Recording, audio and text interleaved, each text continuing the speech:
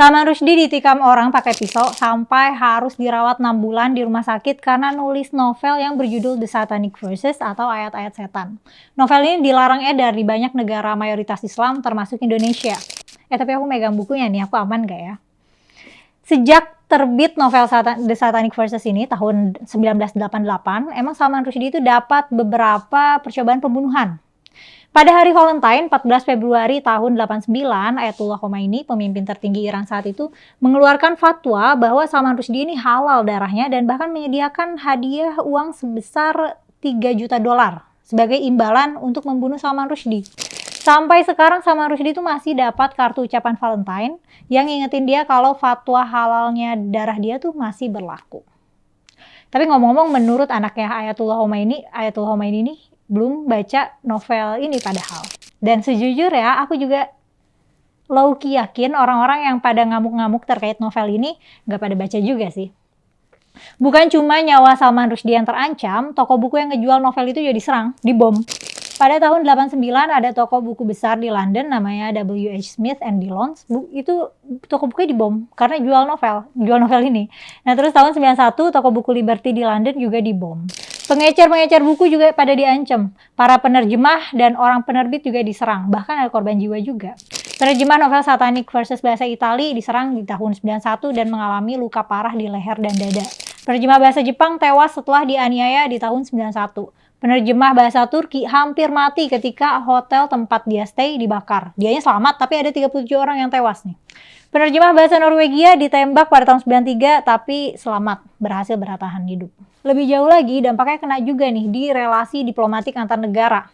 Salman Rushdie ini kan tinggalnya di UK ya. Nah, UK sama Iran sempat putus hubungan diplomasi karena kontroversi novel ini.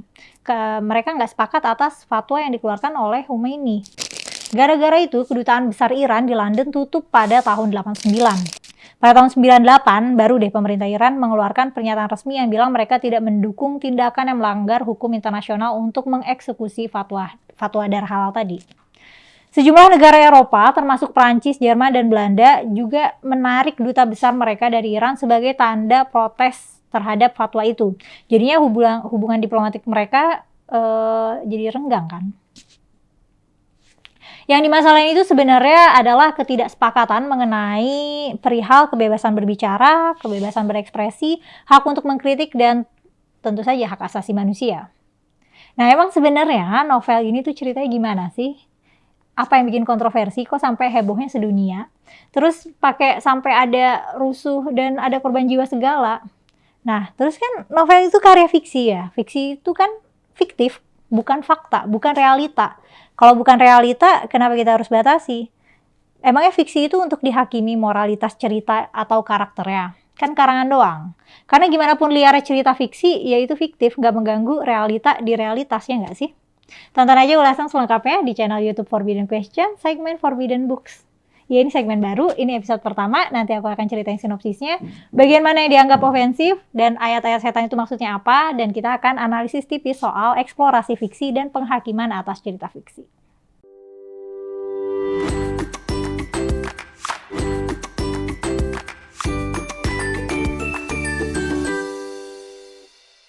Hai, ketemu lagi sama aku Mela di channel Forbidden Questions, tempat kita mengeksplorasi pertanyaan seputar budaya dan agama. Kali ini aku mau kenalin segmen baru namanya Forbidden Books, di mana kita akan membahas buku-buku yang pernah dilarang edar. Di episode pertama ini kita akan bahas novel berjudul The Satanic Verses atau ayat-ayat setan karya Salman Rushdie. Personally, dari pengalaman aku baca ini, aku tuh nggak begitu enjoy ya, karena ribet, nggak gampang dibaca. Karena settingnya pakai magical realism, realisme magis, di mana settingnya itu campuran fantasi, mitologi, dan realism. Jadi kayak banyak scene di mana aku tuh ngangong-ngangong gitu. Ini mimpinya si karakter atau beneran? Ini simbolisme atau beneran? Capek bacanya. Gaya penulisannya juga gaya estetik yang kacau, chaotic gitu loh, yang strukturnya nggak linear. Jadi ceritanya tuh lompat-lompat antara ruang dan waktu. Subplotnya banyak dan ya chaotic gitu. Terus lagi yang bikin ribet, ada banyak intertekstualitas. Bukan cuma referensi Al-Quran dan Islam, di sini juga banyak referensi mitologi Hindu dan sastra Eropa klasik. Gaya tulisan kayak gini tuh emang tipikal sastra alegori postmodern gitu. ribet. Udah mah paragrafnya juga gendut-gendut dan penuh perumpamaan yang ditumpuk-tumpuk. Ya pokoknya emang gaya penyair postmodern deh. Tapi segala keribetan di tulisan ini, itu yang bikin Salman Rushdie diapresiasi di dunia literasi internasional. Salman Rushdie dapat banyak banget penghargaan internasional untuk tulisan-tulisannya. Karena banyak by the way, bukan novel ini doang. Nah, karena tulisannya susah dibaca, bukan jenis novel yang enak dibaca untukku, bukan jenis novel yang enak dibaca sambil santai, tapi emang harus fokus sih supaya nggak haheho gitu. Nah, aku juga jadinya kayak agak-agak curiga nih orang-orang yang rusuh tuh pada baca nggak? Soalnya lumayan tebalnya tuh 500-an halaman gitu, komitmen gede banget gitu baca. Tapi ya udah kita husnuzon saja. Oke lanjut kita bahas ceritanya. Apa sih yang bikin orang-orang tuh marah? Yang sampai bikin Salman Rushdie tuh darahnya dihalalkan. Ya, jadi ceritanya gini ya. Ada dua aktor India namanya Jibril Farishta dan Saladin Chamcha. Dia jatuh dari langit, jadi mereka naik pesawat terus pesawatnya meledak dan jatuh di atas Inggris. Nah selama jatuh ini Jibril Farishta itu bertransformasi jadi malaikat, terus Saladin Chamcha berubah jadi setan. Setelah mereka mendarat di Inggris, kedua karakter ini mengalami serangkaian petualangan dan konflik yang melibatkan masalah identitas diri, masalah keyakinan, dan masalah asimilasi budaya ya di masyarakat barat. Kan cerita mereka orang India nih, mereka jatuh ke Inggris. Nah sementara itu Jibril Farishta mengalami mimpi-mimpinya itu jadi cerita paralel di novel, termasuk kisah tentang Mahun. Ini nih yang bikin rame. Nah Mahun ini dinilai orang-orang merupakan representasi fiksi Nabi Muhammad. Mahun tinggal di kota jahiliyah. Dan ada juga karakter namanya Aisyah. Dia seorang wanita desa yang percaya dia menerima wahyu dari malaikat. Intinya sih sepanjang cerita karakter-karakter ini mengalami konflik batin, konflik moral antara baik dan jahat. Dan mereka juga punya konflik kepercayaan. Gitu sih intinya karakter-karakter ini mereka punya konflik moral tapi settingnya magical. Nah terus bagian cerita yang jadi kontroversi itu ini, kisah Mahun itu. Nah Mahun adalah tokoh fiksi yang dianggap oleh beberapa pembaca sebagai representasi Nabi Muhammad. Meskipun tidak secara eksplisit disebutkan, Mahun itu adalah tokoh seorang nabi yang tinggal di kota jahiliyah, kota yang dikuasai oleh kekafiran dan penyembahan berhala. Dalam cerita Mahun menerima wahyu yang memerintahkan penghapusan penyembahan berhala dan peneguhan monoteisme. Ya, jadi ya wajar ya kalau orang mikirnya ini ngomongin Nabi Muhammad nih. Tapi dalam suatu titik dia menerima wahyu yang disebut ayat setan.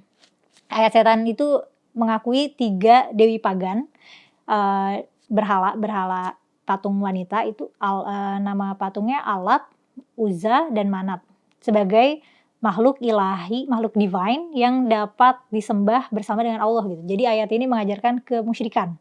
Nah setelah menerima wahyu ini Mahun mencabut ayat-ayat tersebut dan mengklaim bahwa mereka adalah bisikan setan, bukan wahyu ilahi. Nah tapi ini cerita fiksi kan, dan perlu diketahui Salman Rushdie nggak ngutip ayat Quran secara verbatim.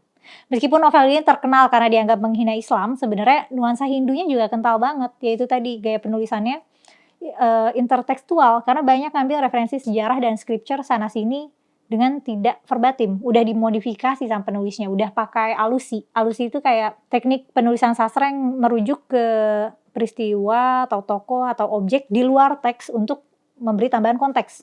Tapi di Quran beneran ada sih ayat yang nyebut tentang Lata, Uzza, dan Manat itu, tentang 3 berhala itu. Itu tuh 3 berhala legend pada zamannya. Nah kalau mau bahas 3 berhala ini nanti melebar sih. Nah ayatnya itu ada di Quran, surah An-Najm ayat 19-20. Bunyinya, Afara'aitumul Lata wal Uzza wa Manatat tsalitsatal ukhra. Nah, ayat ini ditujukan untuk nyindir orang-orang yang menyembah Manat, Lata, dan Uzza. Artinya kurang lebih terjemahan kasarnya tuh apa pantas Lata, Uzza, dan Manat itu disembah. Dan ayat-ayat ini gak ada hubungannya sama cerita di novel ya. Bener-bener beda, ceritanya juga beda. Cuman iya, nama karakter Mahun, nama Mahun itu dulu suka dipakai penulis sastra barat abad pertengahan untuk merujuk ke Nabi Muhammad. Ya sisanya sih, sisa ceritanya ya selain yang itu cukup fiktif sih. Kayak fiktifnya tuh fantasi gitu loh. Bagian kisah Mahun ini adalah salah satu mimpinya karakter yang namanya Jibril tadi. Jibril akhirnya jadi malaikat. Nah dan ini kan subplotnya banyak ya. Dan diceritakan secara paralel. Ya gitu, jadi intinya sih sebenarnya ini cerita perjalanan Jibril dan Chamcha. dan perjalanan mereka setelah menjadi setan dan malaikat. Menurut Salman Rushdie sih, dia nulis novel ini tuh untuk menggambarkan gegar budaya atau culture shock, asimilasi, dan betapa stres dan membingungkannya pengalaman migrasi. Karena tujuannya Salman Rushdie itu untuk menggambarkan pengalaman tinggal di budaya yang sama sekali berbeda. Nah itu juga berasa di aku sebagai pembaca karena capek. Bagian intertekstualnya lumayan heavy. Ada banyak referensi culture Eropa klasik dan Hindu kuno dan juga Islam. Terus banyak beragam budaya yang overlapping di cerita ini dan itu capek untuk dicerna. Nah, terus gimana nih kalau misalnya cerita fiksi itu boleh dihakimi nggak? Kan novel ini cerita fiksi ya, karangan doang. Nah, ada nggak sih batasan yang seharusnya diatur gitu dalam menulis karya fiksi? Satanic Verses ini kan novel alegori intelektual banyak agama dan budaya ya. Terus karena ada suatu subplot yang diduga referensinya dari Nabi Muhammad dan digambarkannya tidak sesuai dengan Nabi Muhammad, jadi orang marah nih, nganggep ini blasfemi, nganggep penistaan. Padahal kan bagaimanapun penggambaran karakter Mahun, ya itu fiktif. Karangannya, imajinasinya Salman Rushdie doang, bukan penggambaran faktual dari kisah Nabi Muhammad. Begitu juga semua adegan di cerita fiktif karangan penulisnya doang, dan apapun yang dikarang oleh penulis fiksi yang gak ada imbasnya sama sejarah yang faktual. Sastra fiksi itu kayak karya sastra di mana penulisnya tuh menciptakan dunia, karakter, dan situasi yang bukan merupakan realita. Makanya campuran tema tuh bisa dieksplor di cerita fiksi. Kayak cerita di sini gitu, kacau balau. Nah, terus pertanyaannya apakah kita perlu nih untuk menghakimi ceritanya atau karakternya? Misalnya nih aku mau jadi penulis fiksi sejarah gitu. Aku bahas setting misalnya Indonesia dijajah Belanda, tapi ya aku bikin-bikin aja gitu, yang representasi siapa-siapa, ceritanya gimana-gimana. Nah itu kan mau aku bikin seliar apapun ceritanya nggak mempengaruhi sejarah Indonesia yang sebenarnya gitu. Kalau karya fiksi dibatasi menurut aku itu pembatasan kreativitas dan pembatasan ekspresi sih. Masa imajinasi mau dibatasin sih? Itu penjajahan yang sesungguhnya menurutku. Cerita fiksi bisa aja mengeksplor ide yang bahaya atau dianggap melanggar batasan moral. Nah, makanya perlu diingat selain kebijakan pembaca, perlu diingat juga yang bernilai moral atau nggak bermoral, itu nggak universal, selalu beda standar moral di lintas zaman dan tempat. Dan lagian juga itu fiksi, ide atau karakter di cerita itu nggak bisa jadi representasi realita maupun jadi representasi penulisnya. Kalau misalnya nih aku nulis novel, karakter namanya Dilan deh. Aku bikin dia itu orangnya genit. Ya bukan berarti aku itu genit gitu, itu karakter bikinanku. Atau aku nulis karakter orang yang rasis dan suka mencuri, ya bukan berarti aku rasis dan suka mencuri gitu. Nah menurutku pribadi ya karya fiksi nggak boleh dibatasi. Penulis fiksi nggak boleh diserang karena karyanya. Fiksi nggak perlu dihakimi moralnya kecuali untuk keperluan analisis sastra, untuk pendidikan literasi ya. Yang perlu diimprove justru kebijakan pembacanya. Pembaca harus paham kalau fiksi itu fiktif. Kita bisa aja suka atau nggak suka, setuju atau nggak setuju terhadap substansi karya fiksi. Tapi ya itu fiktif. Mau kita bakar bukunya atau kita bom toko bukunya, kita bunuh penulisnya, ya realitanya apa yang dia tulis nggak mengubah realita. Kalau menurut kamu gimana? Apakah Salman Rushdie layak dipersekusi dan difatwakan halal darahnya? Dan apakah karya fiksi perlu dihakimi secara moral? Dan apakah karya fiksi perlu dihakimi secara moral atau secara sosial atau secara legal gitu karena cerita yang dia karang? Tulis pendapat kamu di kolom komentar ya, nanti aku mau baca. Makasih sudah menonton sampai selesai. Aku Mela, mohon pamit. Bye.